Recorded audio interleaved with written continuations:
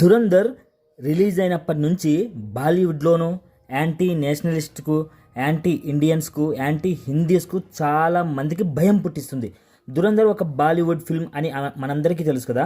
అయితే సినిమా మాత్రం హిట్, బ్లాక్ బస్టర్ టాక్తో దూసుకుపోతుండగా కలెక్షన్స్ను కూడా ఒక రేంజ్లో బద్దలు కొట్టేస్తుంది. ధురంధర్ 1 2025 డిసెంబర్ 5న ఫస్ట్ పార్ట్ను రిలీజ్ చేశాక జస్ట్ 3 months గ్యాప్తో పార్ట్ 2ను మార్చ్ 19న రిలీజ్ చేశారు. అయితే నిజానికి అమితాబ్ బచ్చన్ సినిమా బాగుందని ప్రశంసిస్తారని అందరూ అనుకుంటూ ఉంటే మాత్రం రజనీకాంత్ బాక్సాఫీస్ కా బాప్ అని పొగిడేశారు. షారుఖ్, సల్మాన్, అమీర్ వీళ్ళైనా సినిమా గురించైనా గొప్పగా మాట్లాడుకుంటారేమో అని అనుకుంటే అబ్బే అసలు ఆ ఊసే లేదు.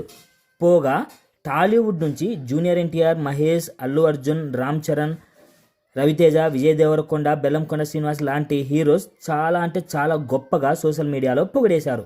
బాలీవుడ్ టౌన్ నుంచి డైరెక్టర్ సంజయ్ లీలా బన్సాలి మాట్లాడి ఉండాల్సింది అని అందరం అనుకుంటుంటే కానీ ఆ పని India's biggest directors SS Rajamouli and శంకర్లు చేశారు.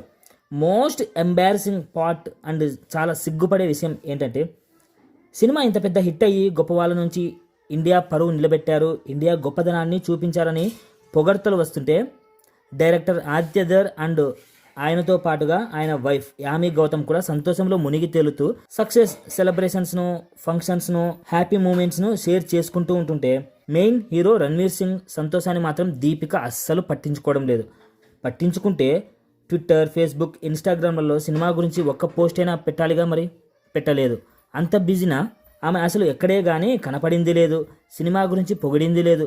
మరి ఫోన్ చేసి విష్ చేసుకున్నారా, ఇంట్లోనే సెలబ్రేట్ చేసుకున్నారా అనేది తెలియదు. బట్ బాలీవుడ్ సెలబ్రిటీస్కి మాత్రం ఈ సినిమా టాక్ అండ్ సక్సెస్ కలెక్షన్స్ను చూసి భయపడిపోతున్నారు అనేది మాత్రం వాస్తవం.